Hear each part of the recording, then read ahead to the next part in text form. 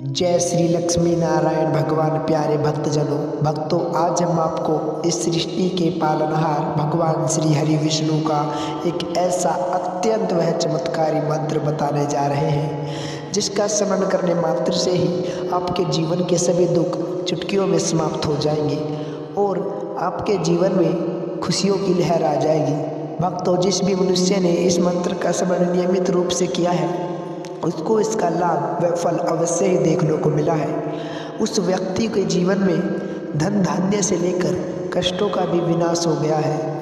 भक्तों, सारा संसार जानता है श्री हरि विष्णु जिस मनुष्य पर अपनी कृपा बरसाते हैं वह अपने जीवन में धन दौलत से परिपूर्ण हो जाता है और उसके जीवन के सभी दुख दर्द हमेशा के लिए दूर हो जाते हैं तथा उसके परिवार पर कभी कोई कष्ट व संकट नहीं आता है। भक्तों, यदि आप इस मंत्र का स्मरण नियमित रूप से 108 बार प्रतिदिन करते हैं या इसको ध्यानपूर्वक सच्चे हृदय से सुनते हैं तो भक्तों, श्री लक्ष्मी नारायण भगवान का आशीर्वाद सदैव आपके परिवार के व आपकी संतान के ऊपर बना रहेगा और आपकी संतान पर कभी कोई कष्ट नहीं आएगा। वह अपने जीवन में खूब तरक्की करेंगे। भक्तों, इस मंत्र के प्रभाव से आपका यदि कोई कारोबार है, व्यवसाय है, उसमें भी दिन रात चौगुनी तरक्की होगी और उसमें भी अत्यधिक लाभ प्राप्त होगा तथा श्री लक्ष्मी नारायण भगवान का आशीर्वाद, श्री हरि विष्णु भगवान की कृपा सदैव आपके परिवार के व आपके ऊपर बने रहेंगी। तो अब चलिए आपको बताते हैं यह चमत्कारी मंत्र। लेकिन इसको बताने से पहले हे विष्णुदेव भगवान, आज जो मेरे YouTube चैनल को सब्सक्राइब करें, वीडियो को एक दिल से लाइक करें, आप उनकी झोली खुशियों से भर देना और उनकी संतान की उम्र लंबी कर देना। तो प्यारे भक्तों, मेरे YouTube चैनल को सब्सक्राइब करके वीडियो को एक दिल से लाइक कर दें और कमेंट में जय श्री लक्ष्मी नारायण भगवान लिखकर अपनी हाजिरी अवश्य लगाएं। भक्तों, मंत्र कुछ इस प्रकार है। ओम नमो भगवते वासुदेवाय नमः। ओम नमो भगवते वासुदेवाय नमः। ओम नमो भगवते वासुदेवाय नमः। ओम नमो भगवते वासुदेवाय नमः। ओम नमो भगवते वासुदेवाय नमः। ओम नमो भगवते वासुदेवाय नमः।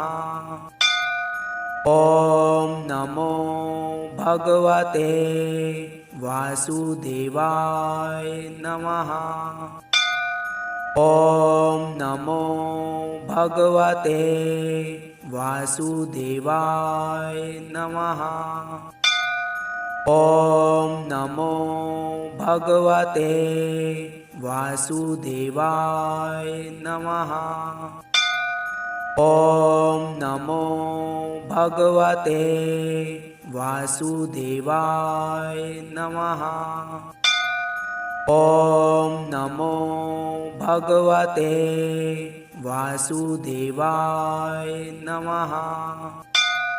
ओम नमो भगवते वासुदेवाय नमः। ओम नमो भगवते वासुदेवाय नमः। ओम नमो भगवते वासुदेवाय नमः। ओम नमो भगवते वासुदेवाय नमः। ओम नमो भगवते वासुदेवाय नमः। ओम नमो भगवते वासुदेवाय नमः। ओम नमो भगवते वासुदेवाय नमः। ओम नमो भगवते वासुदेवाय नमः।